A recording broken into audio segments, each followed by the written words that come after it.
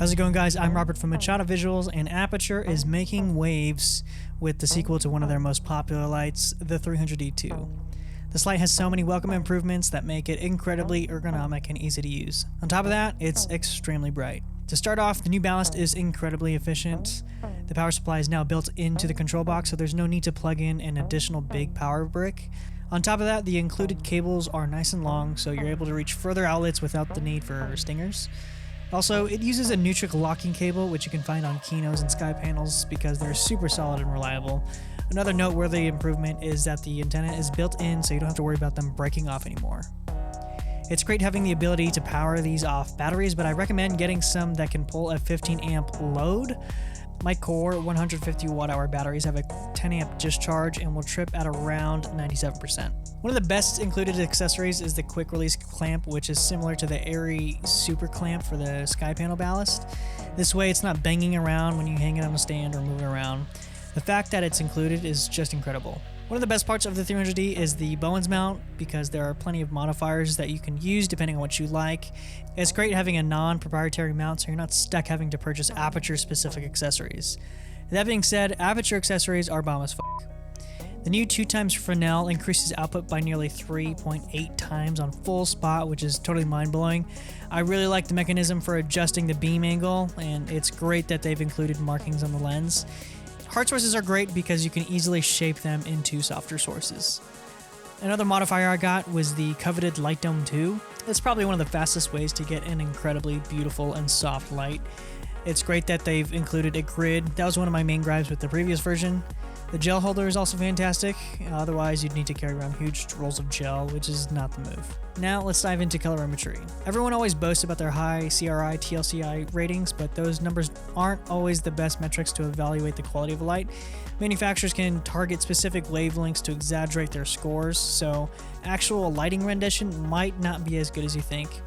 I've been using a newer standard lately, the TM30-15, which samples 99 color samples as opposed to 8. Using the TM30 standard, the 300D Fidelity Index scores a 92 and the Gamut Index scores at a 99, so I consider this to be a very excellent light. Whoa. Is there an HMI in here? So how does the new 300D compare to other LED fixtures? I gathered 3 other common LED fixtures and went through a basic SSI test with a Sekonic C800. In short, SSI is a new light metric that compares the spectral similarity between lights. If I loved using a specific light and wanted that to be my baseline, SSI will tell me how similar another light will appear based on its spectral graph. From the 3 other LED fixtures I tested, the Westcott Flex Cine had the best SSI score, meaning that it renders light most similarly to the 300D Mark II. Alright, Jimmy, what do you think of this 300D? It's pretty f***ing lit. Some of you all sent in some questions over Instagram, so I wanted to answer them here. Is the build quality really that much better than on the Mark I? I would definitely say so. Aputure's improved a lot of small ergonomic things that really make the light much more usable, and it definitely feels like it'll last way longer than the previous version. Really small things like the handbrake style yoke and the super clamp that's included really go a long way in making the ergonomics just so much more usable. The YouTube channel Gaffer and Gear did a really extensive breakdown on the new 300D, so I definitely recommend checking that out. Is this a good first light to purchase, looking for a light to cover a wide array of projects? I would say this is an incredible first light to purchase, and especially at this price point, it may seem a little pricey, but given that this is really professional grade light, you're getting way more than what you're paying for, in my opinion. And since it's a really small source from the LED chip, you're able to shape it in many different ways. You can always go from a smaller source to a larger source, but it's really hard going from a larger source to a small source. When would you use this light instead of his little brother, the 120D? Real life examples. I would use the 120 for situations where I don't necessarily need this much output. For something like YouTube, it's perfect. For interiors where you're not looking at windows or kind of any kind of really bright, hot sources, the 120D would be perfect. Some say that the 300D would kind of be overkill, but For me, I'm always looking for a fixture that has a ton of output. I can always do things to reduce the intensity of a light, but I can't really do much to really boost the intensity of light if it's not already there. A few real life examples of when I would use the 120 is, say if I wanted to fit a really compact light in a kind of really tight space and use it as an accent or whatever else, or if I needed some kind of key and I didn't need a lot of output. Budget alternatives. I heard some good stuff about the Falconize 30 TD or something like that. Honestly, in my opinion, this is the budget alternative. What you're getting in this amazing package is just incredible and almost unheard of at this point, especially considering that LED technology has really advanced over the last few years. It's probably not the answer you want, but it's the answer I'm gonna give. Is that a red? Yeah. How much brighter is it than the 120D?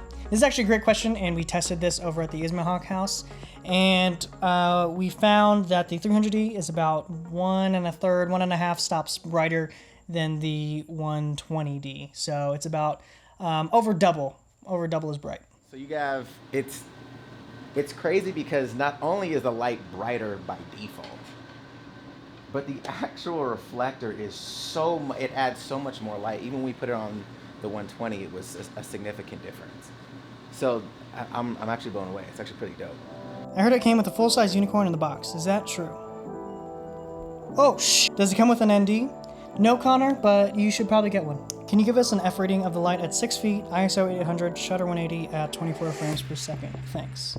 So at 6 feet, the light gives you around 800 foot candles, which equates to about an f22. When recording videos, how would you recommend using this light as key, fill, etc.? So as I said earlier, one of the big reasons I love this light is because it's a small source, and with small sources, you're able to adapt them into a variety of different situations. I would absolutely use this as a key light, especially if I'm lighting against windows or anything bright or where I just really need a ton of output. This would be a great light to use that with. I probably wouldn't use this as a fill. I'm generally not a fan of using extra lights as fill. I'll normally use passive sources like bounces or anything like that. Another kind of practical use I would use this light, I would probably use it if I wanted to get a bunch more output through a window. I might even throw a roll of diffusion over that window and then just shoot that through the window and kind of emulate a daytime look if I'm going for that. So that's why I love small sources, is because you can turn them into as big as you want, and that's also why I love really high output sources, is because you can just throw them into windows, you can light against windows, and they're just really versatile. LED technology has made huge strides in the past several years, improving color fidelity and light output.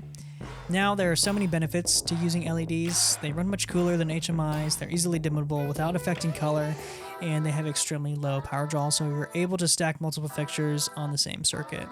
Aputure claims they want to replace HMIs. They're definitely on the right track, but also definitely have a long way to go. Imagine having a 600D in a few years. That would be fire. I'm super excited to use this fixture in future projects. As a small source, it's easy to implement in a variety of situations. It's so awesome seeing Aputure listen to feedback and constantly refresh their products. It'll be exciting to see where their products go, especially with their new RGB panel just beyond the horizon. This is a very welcome addition to my kit. I love using small point sources because they're easily shapeable. As of now, the only hard source I have in my kit is an Area 650, which is tungsten and is less than half as bright. If you have any questions on this video, feel free to leave them in the comments below. Thanks for watching, and I'll see you in the next one.